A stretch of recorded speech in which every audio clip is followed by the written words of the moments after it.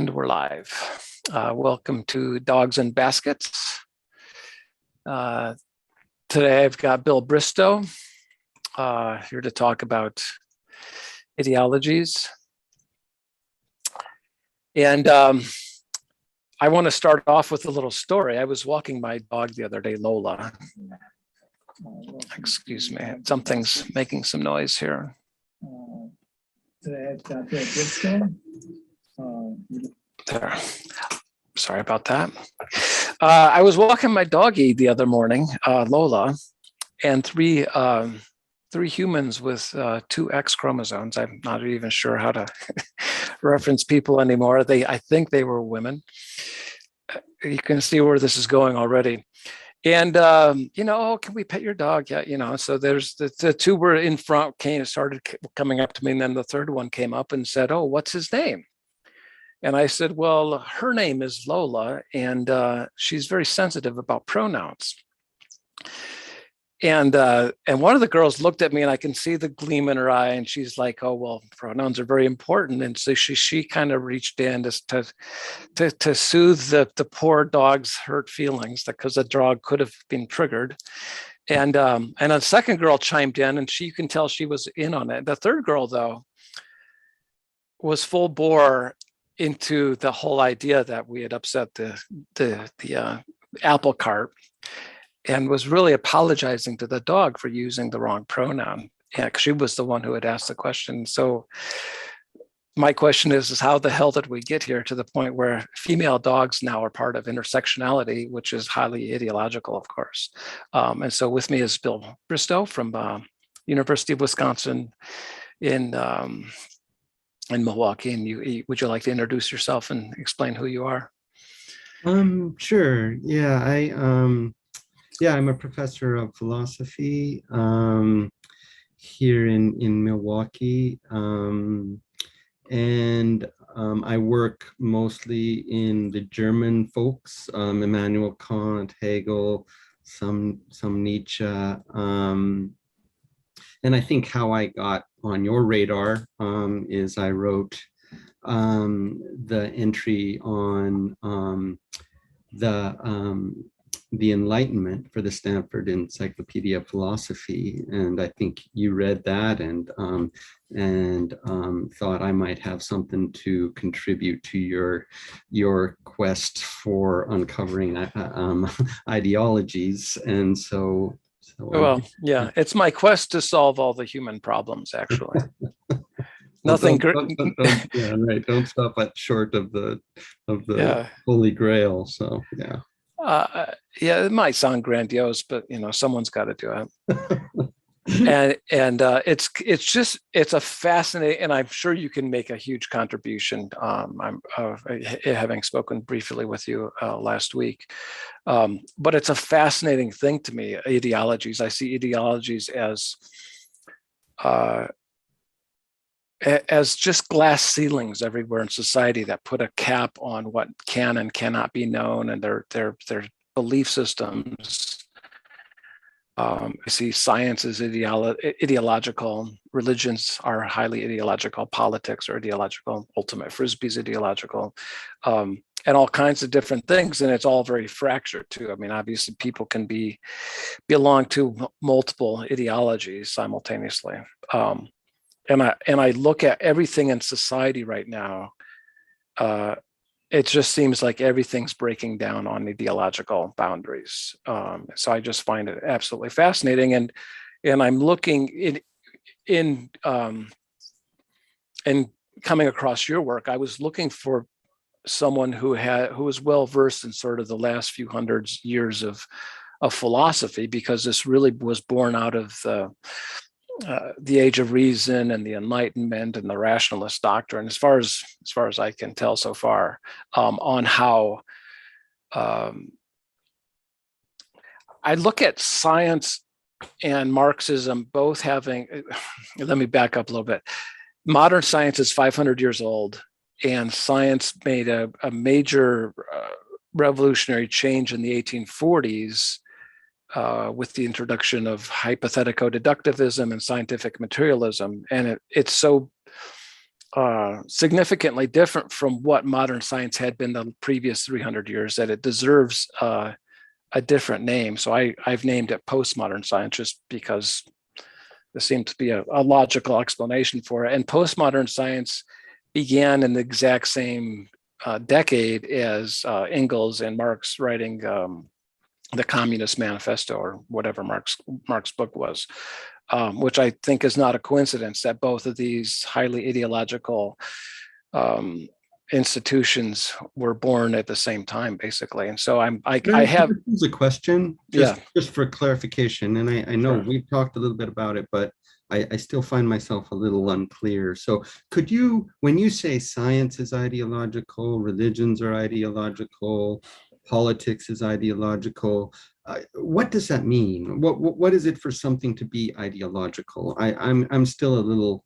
unclear about that. And I'm hoping we can, bring some clarity to it.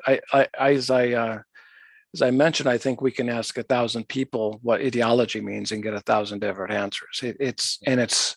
It's worth coming to some clarity on what the word means. It was you. What do you mean when you right? Because it's obviously bad to be ideological, right? I mean, so it's like better to be non-ideological. Is that right? I don't think there's a good ideology.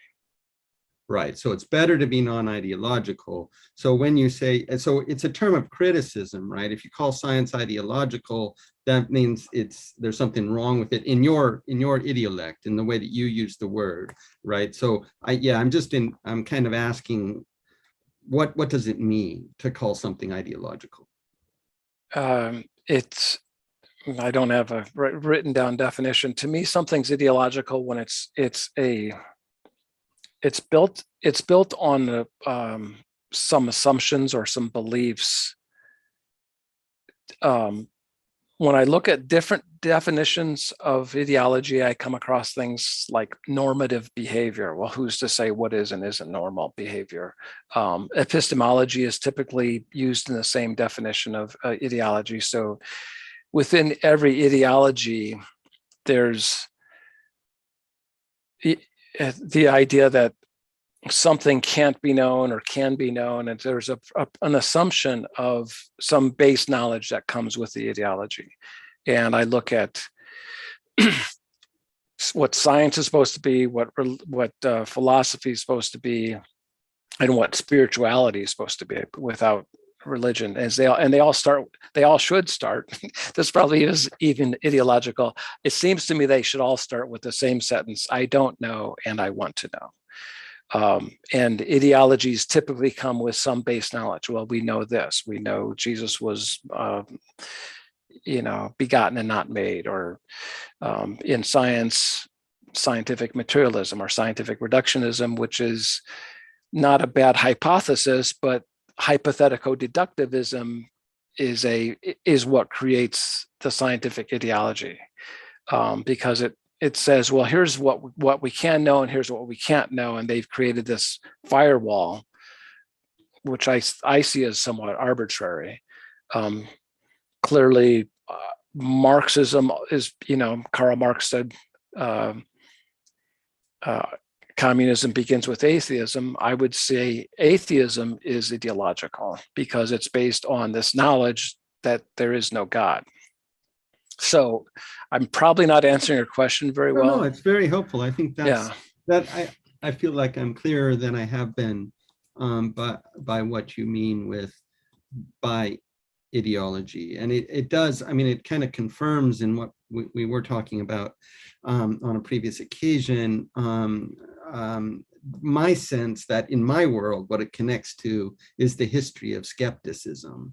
And I know that you're going to kind of not like that, that kind of association. But in the history of thought, there are schools of skeptics who really criticize all belief systems that are affirming something as true, right? And they try to maintain a spiritual attitude of not knowing, right?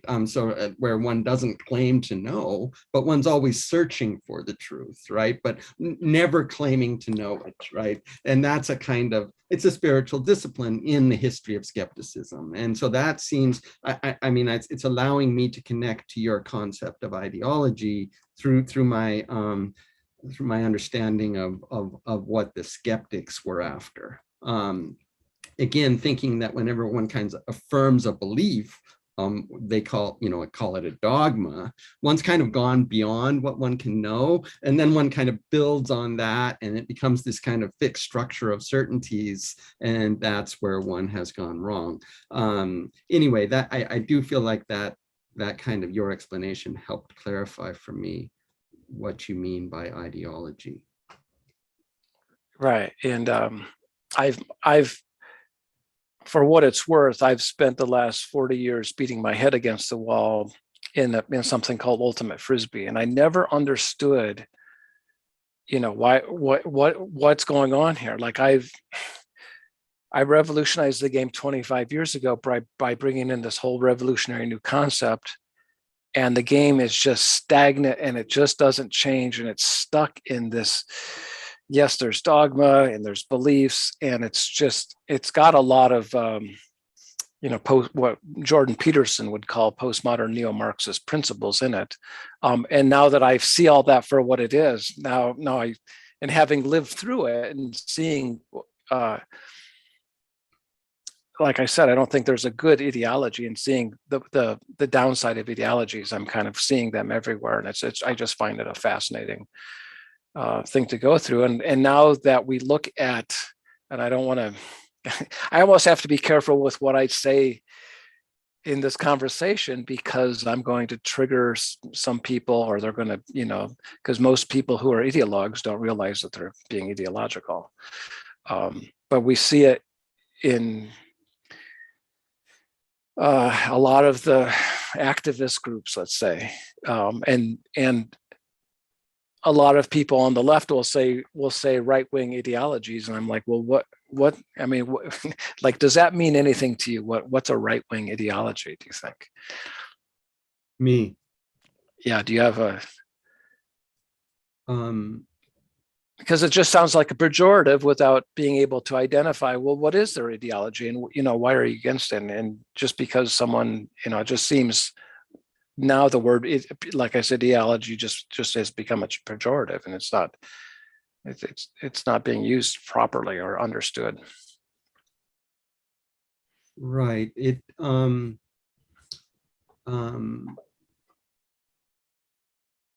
mean, when people talk about a right-wing ideology, I think they often just mean certain right-wing belief systems, without, I mean, it doesn't have to kick I mean, they may be kind of negatively oriented towards those belief systems, but it's not there being an ideology that's the problem. It's that the ideology, that the belief system is an intolerant one, or one that's not kind of properly respectful of the diversity of human beings, the diversity of ways of being human, or something like that. So it's more against the kind of content of those belief systems than the fact that it is a belief system, right? That, I mean, as if that were a problem in and of itself. Does that make sense? Right? You could say right-wing belief system instead of right-wing ideology. It's just that there is a way of using the word ideology where it just means a belief system, right? Isn't that right? And I've heard worldview. Well, that's just their worldview, which I think is it's somewhere between those. It's a worldview that's based on a belief system, maybe is a better way of saying it. I just find it odd, because I don't know what that belief system is. I mean, the right-wing one or anyone? Yeah, no, the right-wing one. I mean, certainly on the left, we can see, God, I'm going to dig myself a big hole here. On the left, you can see a lot of things, and that's generally accepted. It's almost part of their platform and stuff like that. But and certainly there are people all over every single spectrum that are have belief systems that are not very attractive, but I don't necessarily. Well, let me shift gears real quick. So we have this constitutional republic, which seems to me was created to be anti-ideological. That this idea that these inalienable rights of life, liberty, and the pursuit of happiness was actually a way of saying, get your ideologies out of here. Everyone's entitled as an individual to their own whatever they see fit, as a way of revolting or revolutionizing from the European. Can I ask a question though? I mean, sure. Get your ideologies out of here. And then you followed that with the idea that everybody's entitled to their own, but couldn't we say their own ideology? Couldn't we fill out that everybody's entitled to have their own belief system, their own values? Right. Right. And they might be firmly committed to those values with a kind of passionate intensity, and that they might live those values, but as long as it's compatible with other people living their values, it's permitted in this kind of liberal state. So that's not saying get rid of ideologies. It's saying everybody, you can have your own ideology. That's different. Right. Don't tread on me. I didn't mean get your ideologies. It was sort of the European monarchies and the way the governments and the kings were running. It was, don't impose your ideology on me, that our constitution was based around individual rights and freedoms. Is the constitution based on individual rights and freedoms ideological? And I don't think it is, but I'm interested in your opinion. I think that's a complicated. Sorry, that's not. I mean, there are those who would say it is ideological. I'm sure. But I mean, I think it's straining to be pluralistic, right? That's that just means it's trying to allow for a social world in which people can have which members of the body politic can form their own worldviews, and that we can live together and kind of govern our lives together from a position in which we don't share an overarching worldview. And that had to be, that kind of position, that kind of politics had to be won through decades and centuries of wars between people who are kind of trying to force each other to share their quote unquote ideology, right? The wars of religion, which were extremely bloody in the 17th century, out of which was birthed liberalism, which we're the beneficiaries of. Well, hold on. So can you drill into that a little bit more? How did the 17th century, and by the way, I believe I'm a direct descendant of the Huguenot. Last name's Huguenard. Sure. And so certainly with Black Sunday and what it was at 1615 or something, most of us got wiped off the face of the planet. Right. Religious persecution in your. But so how did that, explain to me, how did that lead to liberalism? Well, it's this cauldron of violence where people are fighting over worldviews, right? Trying to kind of have the state represent a one worldview in which all the citizens have to share that one dominant from the top worldview. That wasn't working out, right? I mean, it was creating a tremendous amount of bloodshed, and then you have this percolation of a certain amount of freedom of thought, and that's generating ideas about, well, how can we do this better, such that we might live together even though we don't share, and kind of live together in the state, have a kind of shared political life, even though we don't share a dominant worldview. That's kind of the historical situation out of which the political ideals of liberalism, John Locke, Spinoza and others, kind of emerge, right? That they're living out the practical problems of illiberalism, this kind of top-down dominant ideology, if you want to call it that, in their kind of lives. Yeah. Okay, perfect. So now I see history repeating itself, because that's been entirely supplanted by what I call postmodern science. How so? Well, Explain that. Right. I mean, and I have, sometimes things seem so obvious to me, and it's like, I can't. So you described the top-down authoritarian, or you didn't even use that word, and I'd rather not use it myself, but just a top-down worldview on how things are. And out of that came liberalism. And you can help me maybe weave my way from John Locke was middle of the 1700s. End of the Right.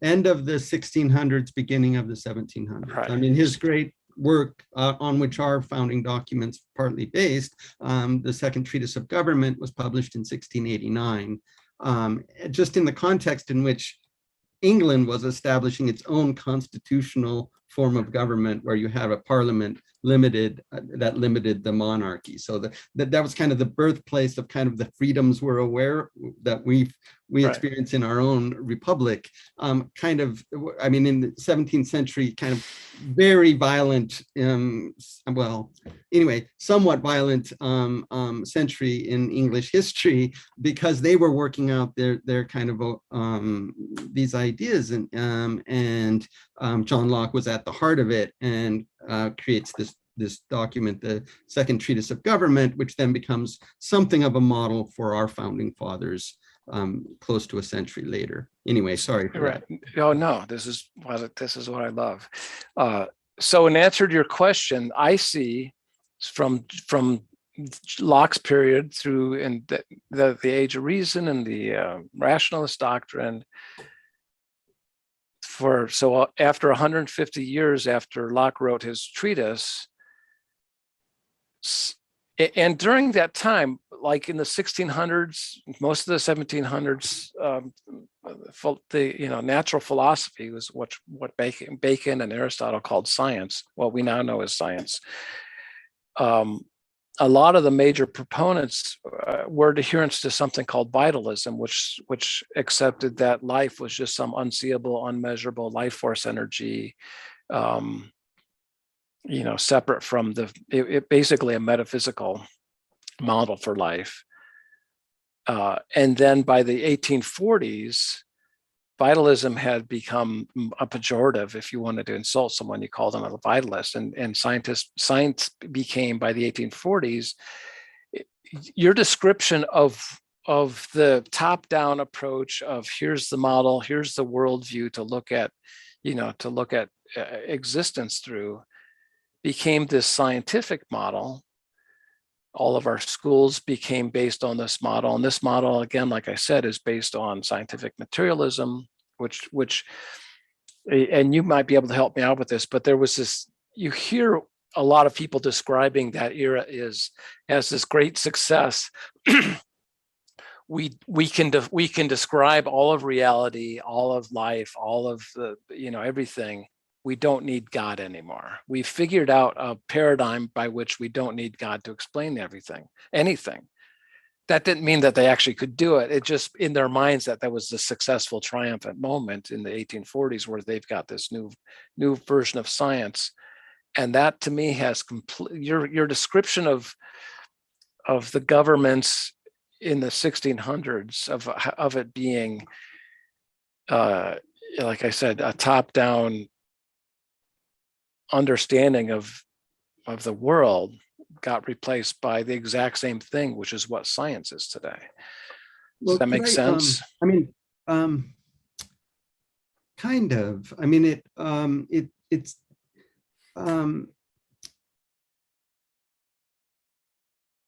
so just a little bit. I mean, as you know, I'm not really a historian of science, so there's a lot I don't know about the history of science, but just with respect to the question of God in science, and so it seems to me like it wouldn't be right to say that by the 1840s you have a conception of science where science in general, science of the natural world, where God is absent altogether from it. I mean, I would have thought so that by the end of the 18th centuries, you have a conception, you have kind of, I mean, a marker here for me is the French thinker, the French scientist Laplace, right? Who at the end of the 18th, I mean, he was called the French Newton. I mean, he had just tremendous number of accomplishments scientifically. And he kind of took over Newton's, I mean, he's Newton's system of the physical world, which did involve a role for God in the science of the physical world. But by the end, that was at the end of the 17th century, but by the end of the 18th century, you have Newton's followers kind of getting rid of God in the science of the physical world, your kind of physical cosmology. And there's this famous anecdote about Laplace. You know, he wrote this system of the world, and Napoleon read it, and Napoleon kind of in some interview with him said, you know, I like your book, but there's no mention of God in it. And Laplace famously replied, I had no need of that hypothesis. So kind of an explicit kind of, I mean, he's a figure in this story where he's kind of going to tell the physical story of the universe, and no, God isn't going to be in that physical theory at all, right?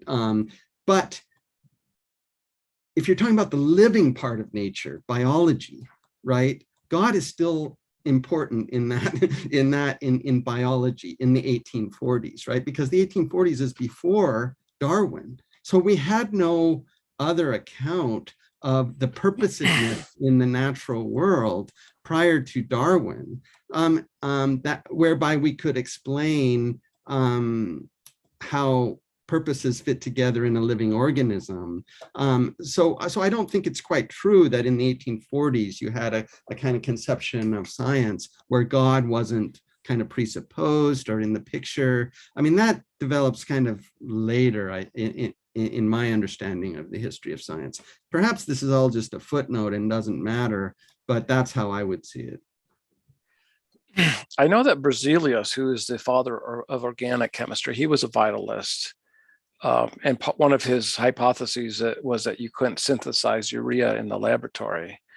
And so I believe in the 1830s, scientists started to synthesize urea in the lab, and and that was their proof that vitalism was the wrong model. So I think it's a lot more organic, pardon the pun, than either of us are saying. That you know, maybe in 1750, 10% of scientists were, you know, here, and then over a period of time, it shifted to maybe 1900 when the majority of scientists. I don't know. My impetus, I guess, is I look at science today as an institutionalized form of atheism. Mm-hmm. And when exactly, and a lot of my research points to the 1840s. And there isn't, I don't think there is a line in the sand. Yes, on June 14th, right. You know, 1843, this happened. But why do you have it before Darwin? I mean, that makes you a little bit, I think, outside the mainstream. If you it's a story of my life. If you place this before Darwin, that's this kind of making science atheist. That's a kind of head scratcher. A little bit is I guess is all I'm saying. Not that it really matters, but I guess I don't understand this focus on the 1840s.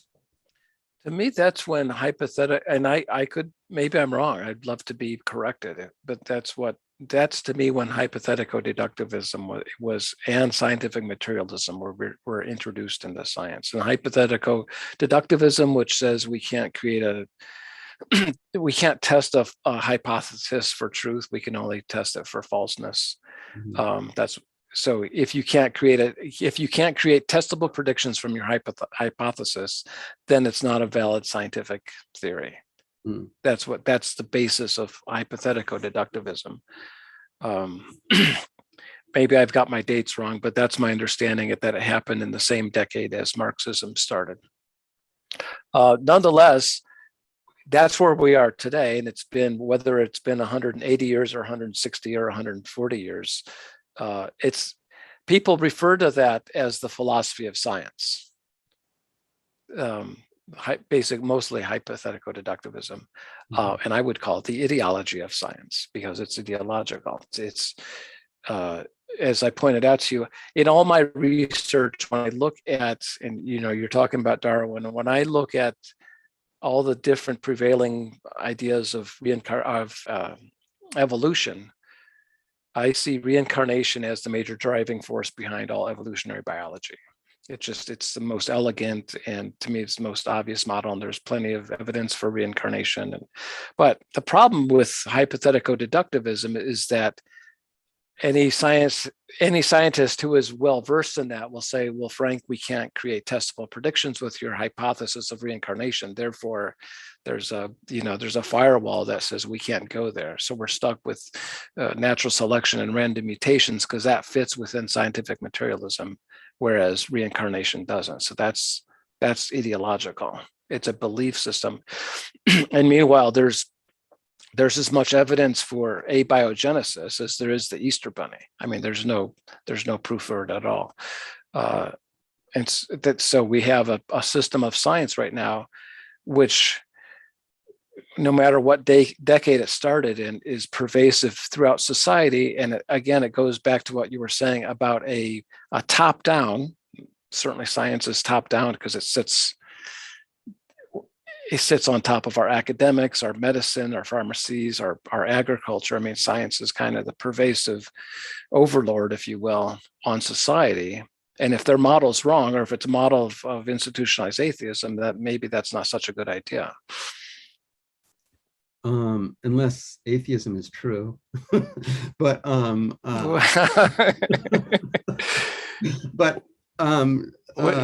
not going to let you get away with that.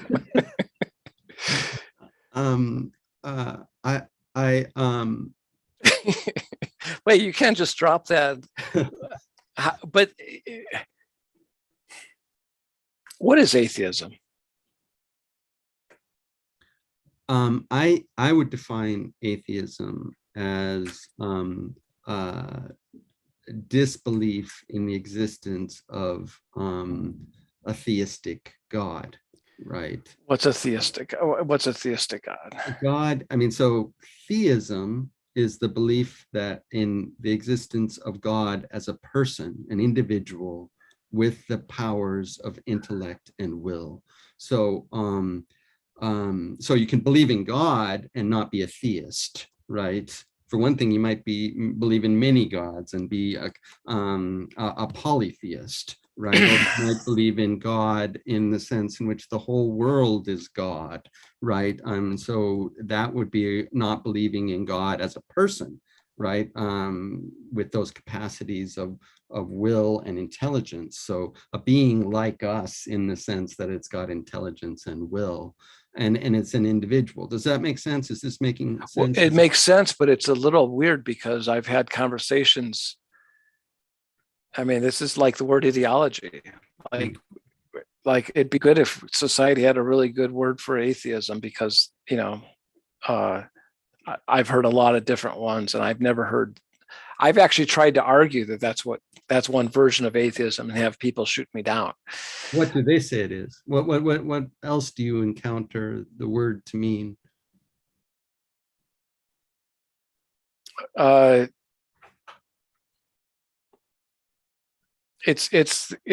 see it as a complete dismissal of spirituality, of a higher being, of a universal consciousness. I mean, just a very pervasive definition that excludes all forms of divinity. So, this is as kind of anti-spirituality or something like that. Right. The disbelief in a higher, I mean, I don't believe in God. What in like you tell me what God is before I can tell you if I believe in it. Like it's I there's this Sanskrit word called Shraddha. It loosely translates to faith, but it's just sort of a vague inner knowing that there's something well beyond us, but it's not, like how it's. There's this anecdote. Somebody asked Buddha once. It's almost the same thing as Napoleon and Laplace, but someone asked Buddha, how come you never talk about God? And Buddha's response was, well, I've met the creator. And it's so abstract. It's so beyond human comprehension. It's infinity. There's no way to take that and use these feeble little human linguistic tools, those called words, to describe that. And any attempt to do that is going to limit the infinite with a finite construct. And the human mind's going to try to latch onto those concepts. And that's kind of defeats the purpose of enlightenment. Go sit under that tree and close your eyes, and so that's kind of my, I have no idea what that is, but when I look at all the evidence, that's the best explanation for all the deep questions that we can ask. Is there life after death? Is there, who am I? Is there, what was before the universe? Like all these profound questions of philosophy over the last 10,000 years all involve this very deep subject. I think I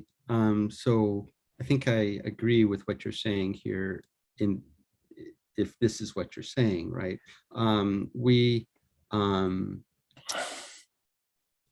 Partly what confuses this whole conversation of is there a God or isn't there a God is, what do we mean by God? Right? Exactly. Right. And people mean different things by that word. And so we're talking past each other when we argue about that. So we have to get clear about what we mean by it.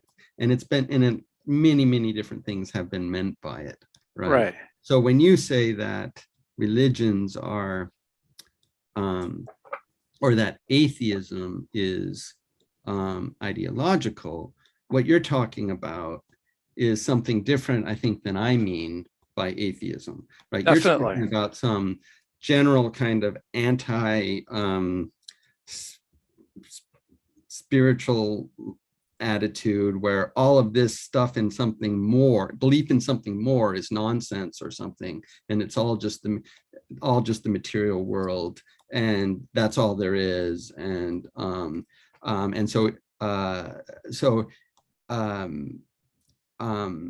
whereas what I think of by atheism is kind of what you mean by religions. I think when you say religions are ideological, I mean, I'm thinking of Christianity is a kind of theism. It's believing in the existence of a creator God, right? And an individual being that created heaven and earth.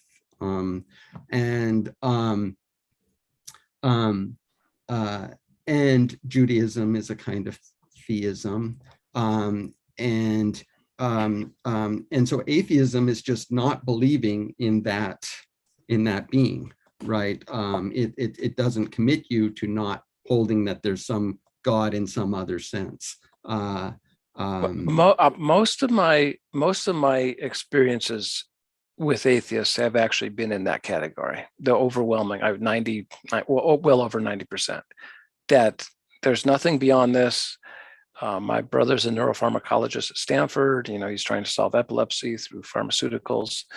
A really smart guy. And a lot of people I've met through his staff and his lab, I would say, and a lot of scientists I interview with my films and other work, they're hard. I would say they're hardcore atheists. Like that, this is it. There's nothing else beyond this. When you die, you're dying. That's over, and there's no such thing as divinity, and a plant or any other living thing, when they die, and that's it. So that's the preponderance. And then when I say science is a form of institutionalized atheism, that's the atheism I'm talking about. It's a very cold universe. It's a godless universe, whatever God in any imaginable form of God. That's to me an issue when they can't possibly know that. It's got to be ideological. There's no epistemological way to even know the base of the a priori presupposition of their entire paradigm, and yet time after time after time I'm having a conversation with a scientist. It's identical to carrying on a conversation with a Baptist, except you switch a word here and an idea there. They sound identical because they're ideological, and their whole structure of their thought system is based on a belief or a disbelief, which is a form of belief. Yeah, I mean, I think I agree with you that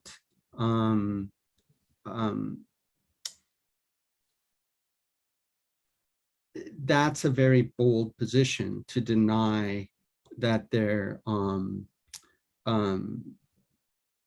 that there's anything more than the material world. And I mean, maybe I don't think wait, I bring clarity. It's a bold position on my part to say there's more than the material. For them to say there's nothing more than material world. Right. Correct. That they don't know that. I mean, I would agree with you that they don't know that. I mean, that doesn't mean that it's not a kind of as reasonable a thing to believe as many other things. I mean, I guess I think it is, but I don't think it's something that anybody can know, right? I mean, it's not. So let me share a little bit on this, because I've looked a lot into this and trying to understand. And like I said, going from the present day where we can see science as, I mean, to me, I see, wait a second, you guys can't possibly know that. And they all think they know it. Like, to them, it's knowledge. So what and every time you talk to someone, so there's three basic paradigms or buckets of hypotheses when it comes to the relationship between human consciousness and our physical world.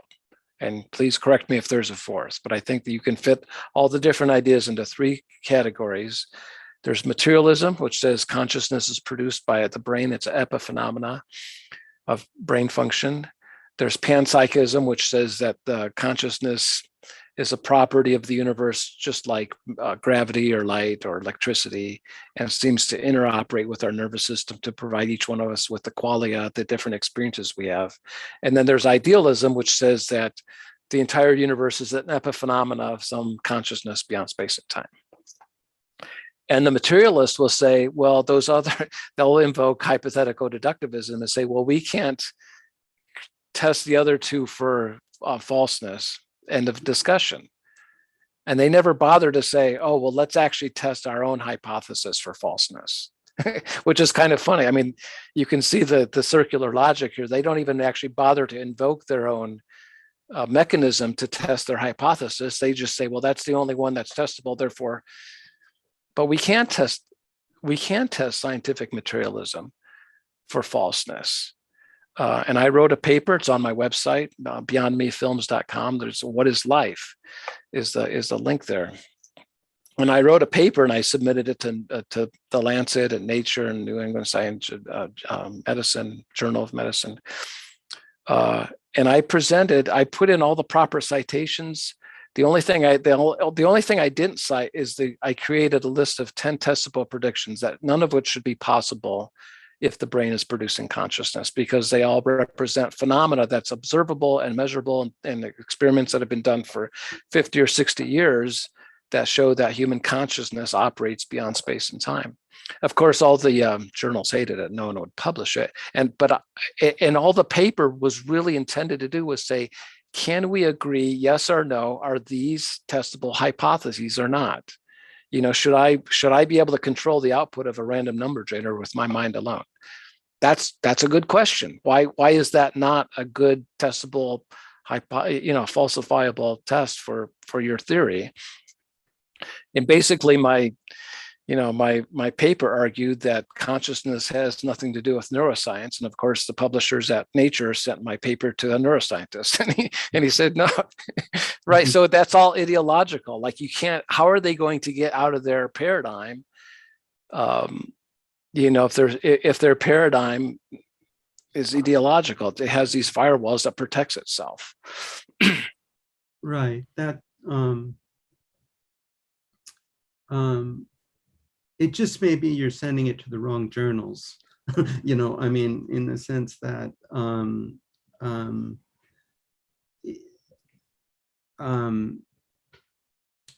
but maybe not. I haven't read it, and the one that was closest to me was there's a journal on consciousness within the American Psychological Association. That was the right journal. Mm-hmm. Right. And I'm going to out this guy. I've never done it, but on that page, What is Life, on my website, beyondmefilms.com, I tell the story. I have the paper, as a PDF at the bottom of it, and I tell the story of, blah, blah, blah. Here's all this information. And so I got rejected from a guy from APA, and I wrote back, what gives? You guys are the one person who would publish this. And you should bring it up in front of you now and look at it. His response was so laughable, so arrogant, and so condescending. His response is, Frank, you I don't know if you thought I was 10 years old or whatever, but you spend the next 30 years getting a PhD in our ideology before you're able to sit at the table with us and discuss that our ideology, no. Then that was the right paper, and and then I wrote a whole other paper in response to his.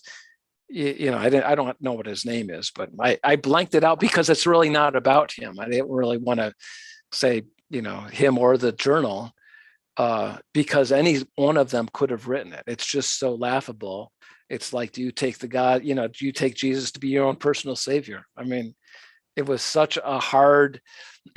No, this isn't part of our ideology, and you're stupid for trying because you want to publish a paper. It was a non-starter. Mm-hmm. I mean, it's pretty laughable. I don't think there is. Ideologies are never. I have a few kind of theories about ideologies.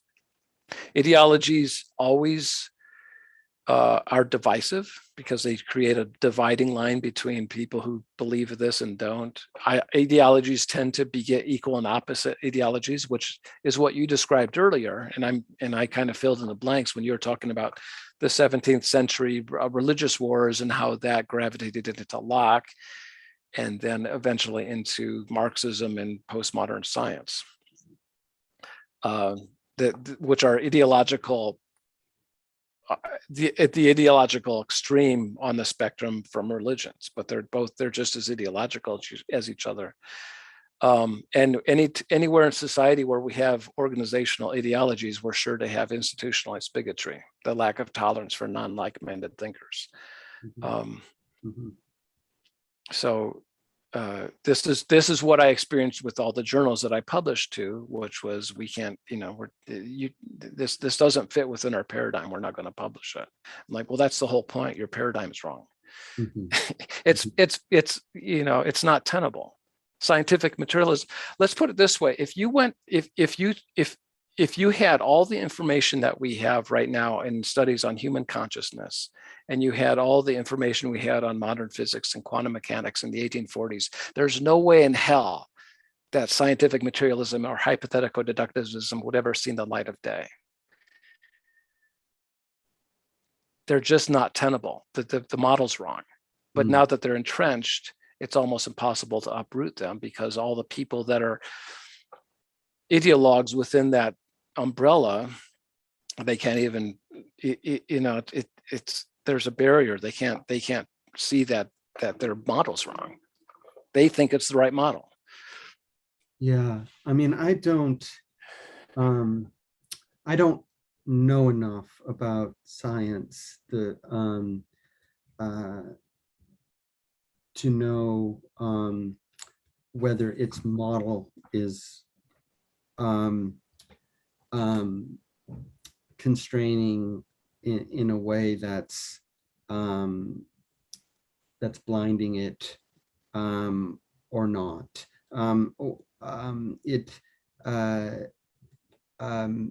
I don't kind of work in that space, as it were. I mean, I'm in philosophy, so I think we have a kind of broader. I mean, we don't restrict ourselves to that method, right? And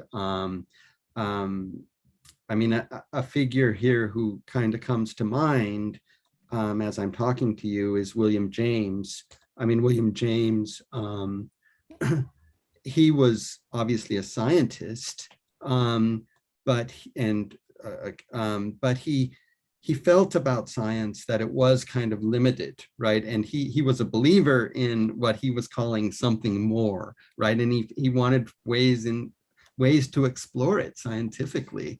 And obviously he wasn't shut down by the establishment, as it were, in his efforts. It helps to be, you know, William James, to kind of pursue your own research program. But I don't kind of doubt that there are kind of blindnesses inherent in the scientific pursuit, right? Because they accept a certain kind of way of knowing that then becomes kind of what you have to fit your results within, is that way of knowing. But it's all kind of it's all kind of enforced through mechanisms of like what gets published or what doesn't get published, and how people get trained as scientists, rather than what we were talking about when we were talking about the way in which ideologies got enforced in 17th century, which was like, you know, you either can confess your faith in one way or lose your life, right? Or lose your livelihood. It's much more kind of I see it much more subliminally and insidiously today than then, because it's, but that's my opinion. But let me circle back here with what you were saying right now, because I don't, let's say I won, whatever what the hell that means, and science changes tomorrow. I don't know if it changes that much.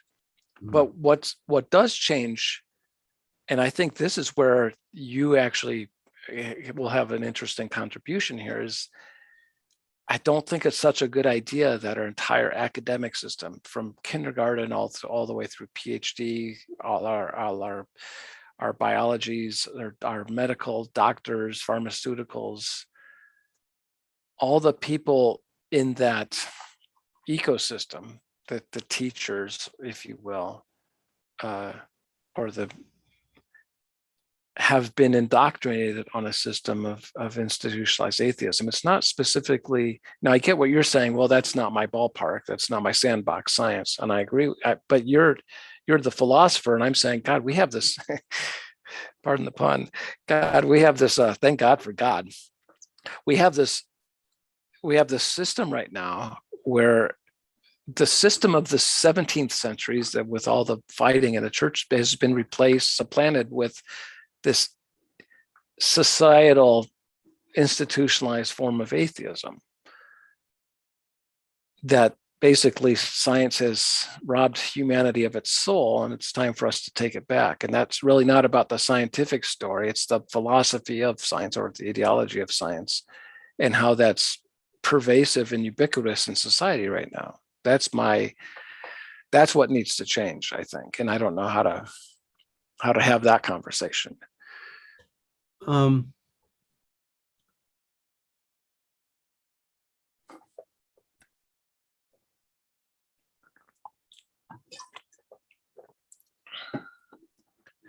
Yeah, I guess I'm not sure, kind of from within academia, that I quite see the kind of groupthink that I think you are finding in this whole ecosystem, as you called it. I don't.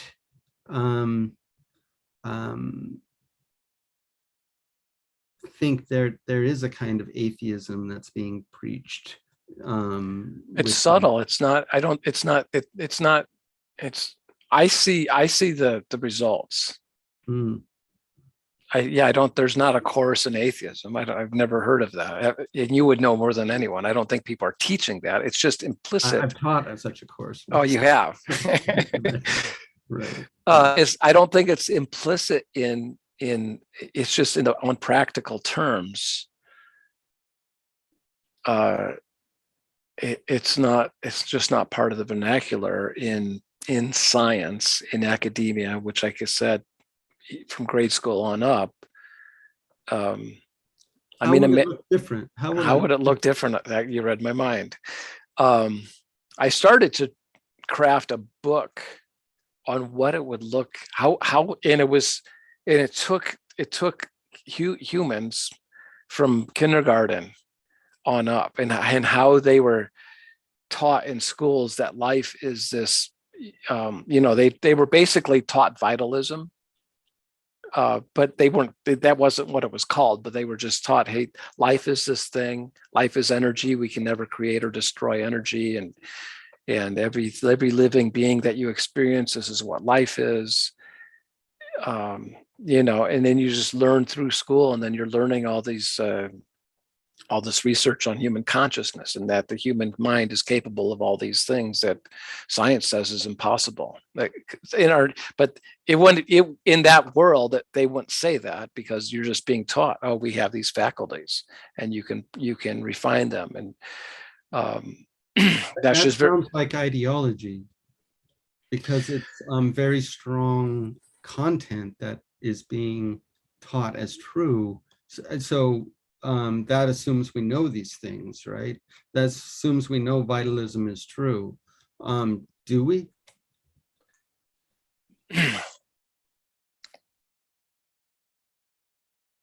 We know we can get into what we know and what we can't know. We do know, we should know that the human brain does not produce consciousness. That should be front page news everywhere. That's just, we know that. Do we? Read my paper. I mean, and the I didn't cite all the testable predictions in my paper for a reason, but all those tests have been done for the last 50, 60 years, thousands of times. I mean, they've been repeated, independently verified, all that stuff. And they're all, my personal favorite, you're familiar with the double slit experiment and the observer. My personal favorite is that Dean Radin from the Ions Institute was able to created a double slit experiment inside of a tube. In other words, it's a closed system. And he had people train their awareness on the double slit, and it got different results. And everyone will have their personal favorites of the 10 that I made. And I only picked the 10 best, ones that I thought would be the best, most compelling. And interestingly enough, he found that people who were trained meditators, I've been meditating 20 years, so I'd probably be okay with it. People who were trained meditators had another standard deviation more difference on the double slit experiment than people off the street. But everybody he used in the experiment, and now this experiment's being done in Brazil and in Spain, I think, that they're being able to replicate this and getting the same results everywhere. And given the controversy of is consciousness produced by the brain or not, and science says it is, and there's no evidence that it is, and there's all these compelling arguments that it's not. I say it's on science it's on them. That's how science is supposed to work, isn't it? It's on them actually to prove their model, and they can't. There's no evidence for it. But if we're going back to the question of the educational system, yeah, right? If you have a disputed question like that, it seems to me like what you do in the educational system is, in a properly organized one, is you kind of present the students with the arguments on both sides and the ways in which you don't try to indoctrinate them with a particular point of view, whether it's vitalism or any other, right? Whether it's atheism or vitalism, it seems like the mistake is trying to kind of get them to kind of come out on one side of open questions. Instead, teach them the tools by which they can explore these things for themselves, and just what the questions are to get them into the questions, not teaching answers. So I agree. Yeah, you're correct. I agree completely. You had asked a question, and I had already started to answer that question a few months ago by just fantasizing on. I wasn't saying that's how it should be. I was just sort of imagining, oh, here's a different world. Yes, they should be presented with both. And in fact, as they get into high school, I had sort of the grades all set up where the high school they are, because that's when they're getting into being able to do critical thinking and saying, yeah, here's this model and here's this model, and you figure it out for yourself. But right now we don't get that at all. It is just one side of the story in our entire academic system. So that's kind of my point.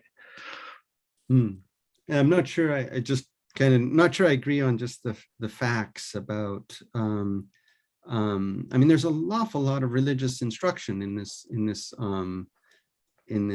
paradigm, in this world we live in. Oh, correct. And so you're claiming that it's kind of part of the ecosystem, that it's just taught atheism, but how does that fit with the fact that there's so many religious institutions of learning? So yeah, I'm not sure I get that. Or that, yeah. I mean, certainly that's true. And certainly there's a lot of scientists who are Christians or whatever. I mean, the National Institute of Health, Francis something is a Christian or born again. Collins, yeah, Francis Collins. Correct. I mean, I get your point. Experientially, having interviewed a lot of people for films and talked to a lot of scientists, talking to a lot of philosophers like yourself, there's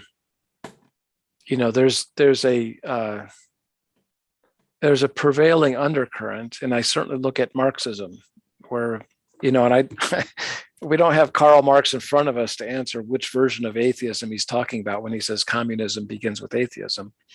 But in what we're seeing today in society, I see sort of the hardcore atheism as running rampant, and doing a tremendous amount of damage.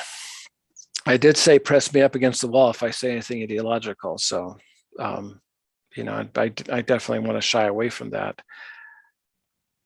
Like I said, I don't see how science changes. It just, to me, it's a closed. There's a closed-mindedness to it right now, that not only shouldn't be there, but closes out what's most likely the correct model. You said that earlier. What if atheism is the right model? And actually, if we're talking about if your version of atheism, you're probably right. But we got some real semantic issues when people are talking. And I find one of the most fascinating things is what Nietzsche was saying about how the breakdown of religions, a lot of people lost their identity. Is that a good way of paraphrasing what his observations were? I mean, yes, that I mean, it's not just Nietzsche, it's but it is him among others, the idea that the recession of faith, as we've kind of religious faith has kind of receded culturally, there's a kind of crisis of meaning and purpose in people's lives. And if we think of it as a kind of battle between science and religion, and science is ascendant and religion is kind of in retreat, The point is, science isn't really addressing the human need for meaning or purpose. It just doesn't do that. It's not fit to do that. I mean, contrary to to what some people say, I mean, science just does not address our hunger for meaning. And one thing that Nietzsche says is that we are creatures that are hungry for meaning, right? We need meaning. That's kind of fundamental to us psychologically. And so we're going to get it somewhere because we need it, right? And if science isn't going to give it to us, while it slays the bases of our religious faith at the same time, we're just going to be kind of hung out to dry, so to speak. And you know, he was kind of diagnosing that kind of sickness of culture in the 19th century. And that's exactly what I see today. That's sort of why I'm doing this whole thing, is because you've got that innate drive, whatever that drive is.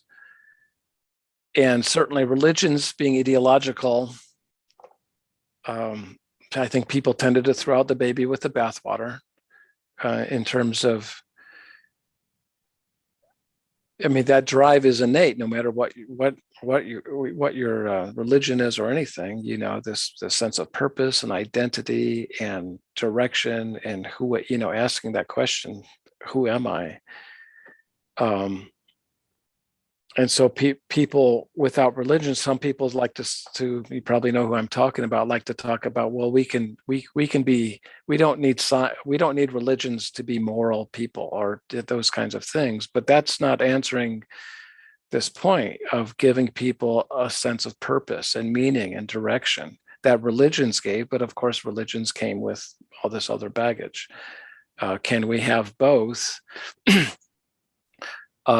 To back up a little bit, and this is where I kind of say, well, we can look at this entire sense of divinity or purpose or meaning or identity in this quest for who am I scientifically. We can look at everybody from Socrates to Plato and Buddha and Krishna and Jesus and Muhammad and whomever, and there's actually thousands of masters throughout the millennia who've all said very similar things. You know, Socrates said "Noti seotan," you know, become self-realized, whatever that is. And Krishna talked about enlightenment or nirvana. Buddha was moksha, liberation. Jesus, redemption and salvation. You know, so there's this consistent theme across all these things about some higher state of consciousness, enlightenment, whatever that is. And that you know, that all of those are consistent with idealism. Well, that's interesting. Quantum mechanics and modern physics, the greatest scientific theory ever, is compatible, let's say. It doesn't prove anything, but it somewhat corroborates that as a viable. If it contradicted idealism, that'd be a great thing. That we can say, well, it's not idealism, but it doesn't contradict them. That's interesting. And I look at enlightenment. You know, Laplace said, well, I don't need that hypothesis of God to solve these things. But I look at the hypothesis of God as exactly that. It's a testable hypothesis that you can go sit under that tree, or, you know, according to the Socratic method, you know, you can get there through your own intellect, although that's, I think, considered the hardest way to get there. But I don't think there's anything ideological about that process of, it seems like there's something called enlightenment based on all these different people saying, hey, this is you can get to the truth. Plato's cave to me is all about, you can get to the truth by taking off the shackles and getting off the bench and exiting the cave. I see the shackles in Plato's cave as ideologies, all the belief systems that bind us to this existence that prevent us from getting at the truth. Yeah, so in the history of philosophy, Plato is often put forward as hyper ideological, in the sense of somebody who has a very strong set of dogmas, right? He's kind of posits this world behind the world, this true world that we're supposed to kind of be able to access through our pure intellect. And I mean, we're really to be saved through knowledge of the true world, right? But it's all a matter of getting the right education to take us to that enlightenment where we grasp through knowledge the true world. And the problem is that that's not going to be available. I mean, a problem is that that kind of enlightenment is not going to be available to everybody. Not that Plato cares about that, because he's not interested in, the democratic ideal of kind of this enlightenment being available to everybody. But obviously we in the modern West are interested. It is kind of part of our fundamental value that enlightenment should be available to everyone. Well, what do you mean by enlightenment? That self-realization you were talking about. I mean, I thought you were talking that there's like this kind of, all of these different thinkers that you mentioned have this kind of, though the content may be different in important ways, they're all saying there's this kind of path to enlightenment that one can follow. Right. And to me, it seems like, well, the idea, so we have panpsychism, materialism, and idealism. So to me, idealism, the other two are ruled out by process of elimination. So idealism is the correct model according to my research, or whatever you want to say. And in that model, the entire universe is a byproduct. It's an epiphenomenon of some consciousness beyond space and time. And enlightenment would be the dissolution, the dissolving of the ego, and merging with that that consciousness. That's all this pervasive consciousness. That's my guess. That's what enlightenment is. And I started laughing there when you were talking about Plato in the philosopher's world, because in Christianity there's Gnosticism, and Christians, especially preachers and stuff, dog Gnosticism in the way I've seen a lot of philosophers dog Plato. And it's kind of exactly the same thing, where they're not understanding what Gnosis, in the Christian world, it's some secret knowledge that only a few people get, which is almost identical to what you said. It's like, well, no, you can only get to the knowledge one way. And Socrates said knowledge is only gained through experience. So you experience the self as a self through the self. That's what enlightenment is. It is available to everybody. And there's different ways of getting there. There's meditation, there's devotion as a way of getting there. There's other paths. Well, according to you, right? That's according to Advaita Vedanta. Right.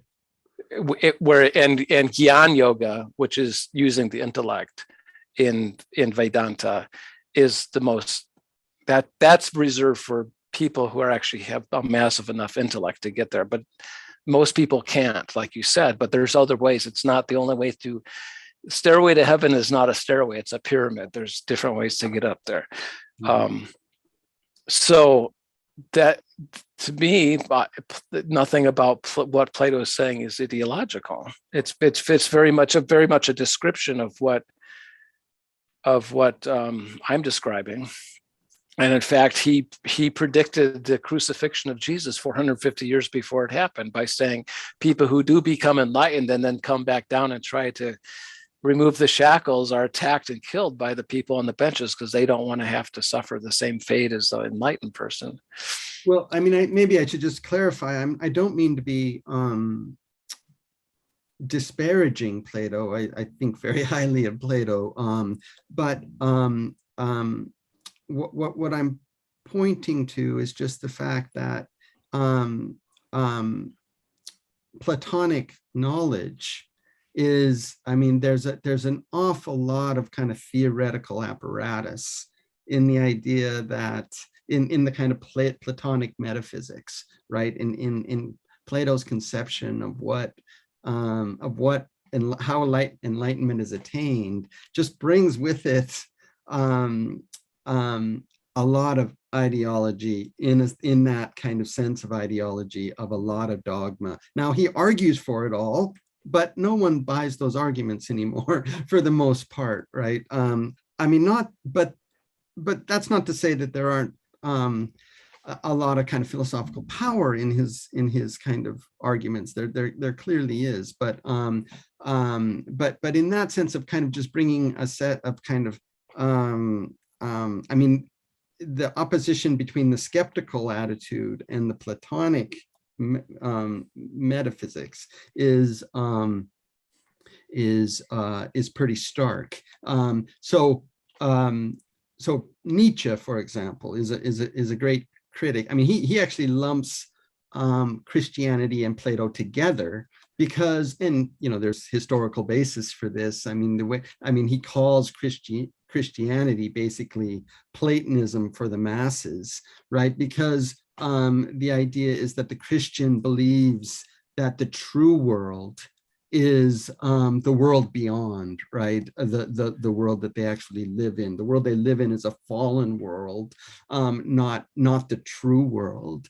And of course, they have the Platonists and the Christians have different stories about how you get to the true world, but they're in agreement in the sense that the true world is the world as it's some sense behind the sensible world. The sensible world is not the true world. The world we kind of live in materially. So I mean, I'm with you completely on that. I didn't mean to insinuate anything else. I think the idea of enlightenment is so abstract. Like I said, I mean, if you experience God consciousness, there's no, how do you communicate to someone who doesn't know the meaning of the word sweet, what sugar is? So you've got all these masters, and I suspect my theory, my theory is Socrates was an enlightened master. He was able to get there. And of course, he drank the hemlock, and that's the being that was portrayed in the allegory. I don't know if Plato was or not. And so but underneath every master who had attained this abstract, you know, state of consciousness, attempted, therefore, subsequently, to try to say, hey, come this way. You know, Krishna said, it's only through me you seek refuge. You know, Jesus said, I am the way, the light, and the truth. They're the same thing, because once you attain that state of consciousness, you're talking as that consciousness. There's no contradiction between those two statements from that perspective. Whereas the mere mortals who are trying to make sense, what is he talking about? You know, the kingdom of heaven is like a mustard seed. What, you know, like there's all these parables or experiential. Go sit under the tree and observe your sensations. It's just that problem of communication between this abstract experience, whatever enlightenment is, and the people who are doing the transcribing, the stenographers, who are trying to provide a bridge. And so the bridges that we see turn out to be religions, and they're all confused because they don't really understand enlightenment. No one can understand enlightenment. They can only experience it. Right. Because we're kind of running out of time, I just wanted to ask a kind of question about that's kind of forming for me as we're talking. I mean, there's a lot I find congenial in your kind of orientation, but I think one kind of difference, and I'd just like to kind of understand more why you pursue the way you pursue, is that, I mean, I guess I don't think, I think of science as a certain enterprise that aims at something limited, right? That's not going to satisfy us with respect to our deepest yearnings. And then there's space for intellectual activity, a different kind of searching outside of science that doesn't need validation from science. And it's not really going to necessarily disagree with science. It's just going to be, but this kind of way of thinking about it understands science as a limited inquiry, right? And science often doesn't understand itself that way. I mean, there's a kind of imperialism of science where it tries to understand itself like anything that's true, it has to be known in the context of science or else it's not true. And I guess I just think that's science going beyond its own boundaries, right? It should respect its boundaries, and then one can respect science. It's going to know what it knows within the limitations of its own method and its own kind of program, but there's going to be a lot of room for intellectual inquiry outside of the domain of science. That's how I think about it. But it seems like you want to understand your truth as something that's a scientific truth, and I'm just wondering why. I don't know about that. That I'm just saying that my process itself fits into that paradigm. But, and I'm sorry if I cut you off, and I know we got to go here in a minute. You really hit the nail on the head there, though, when you said that science has its boundaries, and I agree completely with that. And by and large, when I make this statement, this science it's fundamentally the wrong model. 9 times out of 10, I'll get this. The response will be, well, look at all this technology. I guess this is something, and here's something, and like this is amazing. Of course, science is the right model. Look at all we got. Look at 100 years ago, my dad didn't have an icebox. Like it's incredible. You just look at 100 years, and I'm like, okay, great. On all 5 levels, physical, emotional, mental, social, and spiritual, are we any healthier now than we were 100 years ago? If we had 1/10 the growth in human sciences, imagine how incredible and healthy we'd be. But we're not. We have obesity epidemics and type 2 diabetes epidemics and cancer and autism and depression and suicide.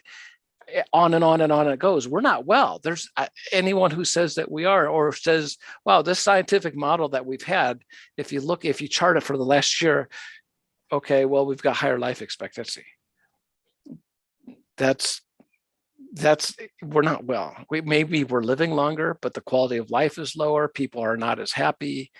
The scientific model, I would argue, the boundary for science, from, let's say, scientific materialism, the boundary should not include anything biological, because it's the biological part of science that's fundamentally wrong. That vitalism is most likely, I think it's the correct model. I don't think there's any evidence. There's no evidence for abiogenesis. And if we move the boundary of science outside of biology, we'd be far better off. That's my answer to that. That the boundaries are in the wrong place. Mm-hmm. Mm-hmm. Yeah.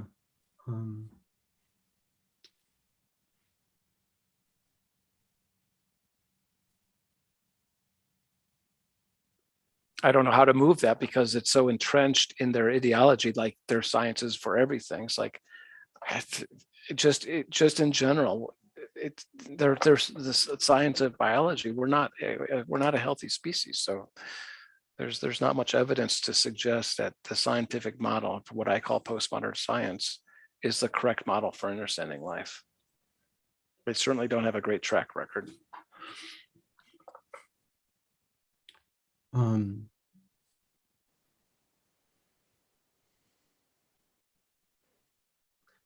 I think I agree with that.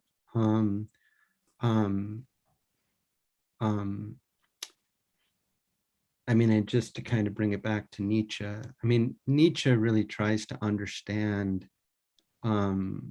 belief systems in terms of whether they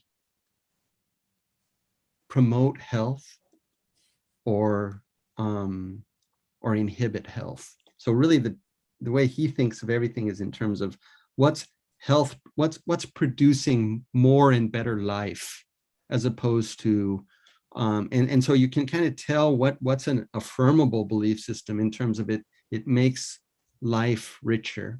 But of course he understands that what the Christian understands as more life is different than what somebody else might understand as more life, right?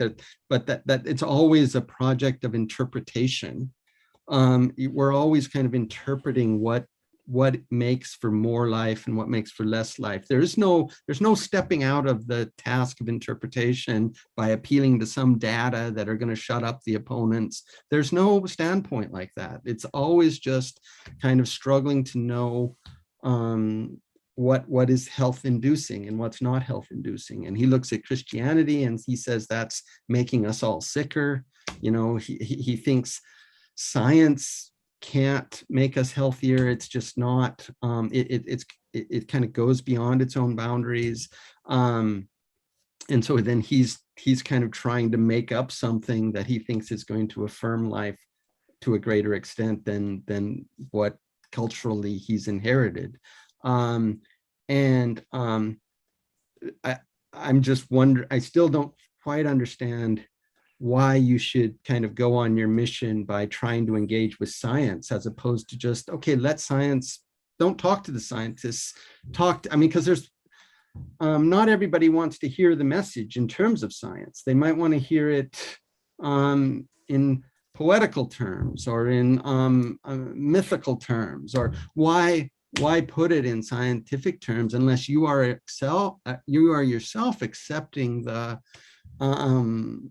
what science wants to claim, which is that the authoritative terms, the terms on which we have to talk to each other, are those of science. But why should that be?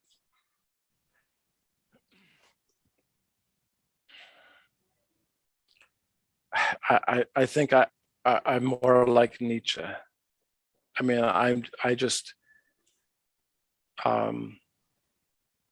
look at society.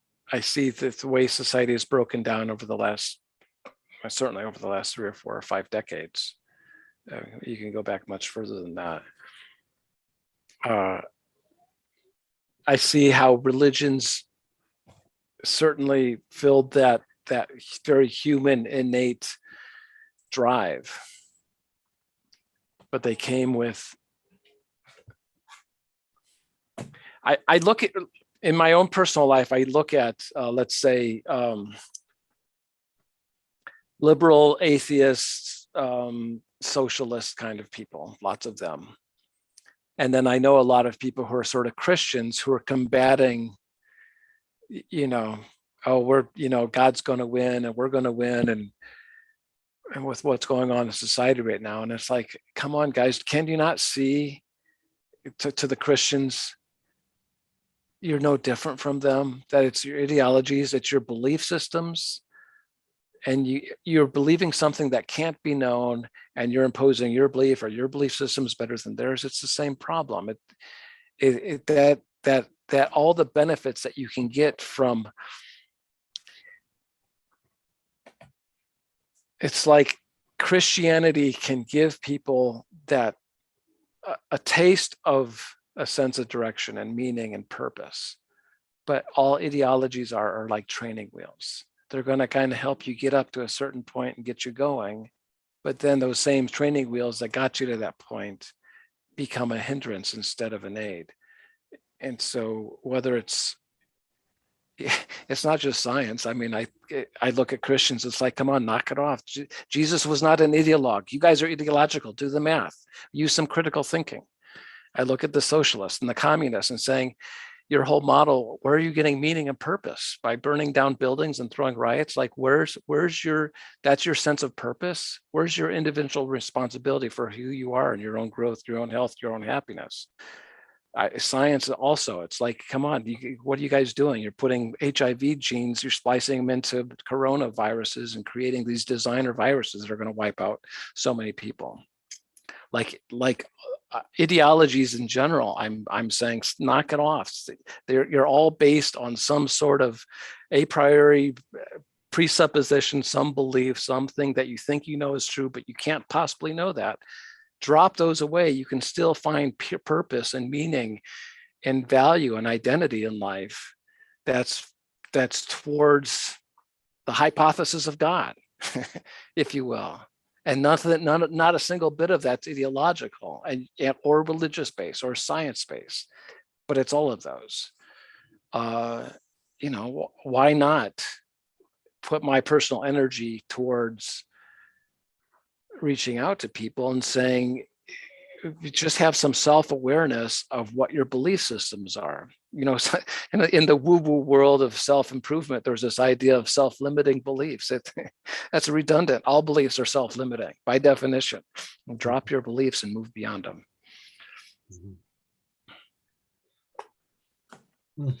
I think I need to. Yeah. On that note. Exactly. That was a good summary, I think. Thank you very kindly for the question and your time. It's been a pleasure. It was a pleasure. It was fun to talk. Yeah, it's great. I love doing this. Okay. Be well. Enjoy Milwaukee.